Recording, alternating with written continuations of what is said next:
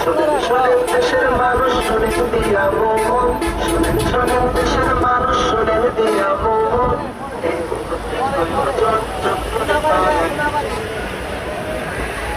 যোগ্য নেতা একজন, এই মুহূর্তে প্রয়োজন যোগ্য নেতা একজন, এই মুহূর্তে প্রয়োজন যোগ্য নেতা একজন।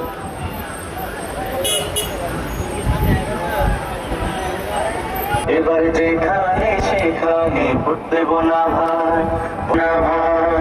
ভোট হলো ভাই দেশের তরে বিরাট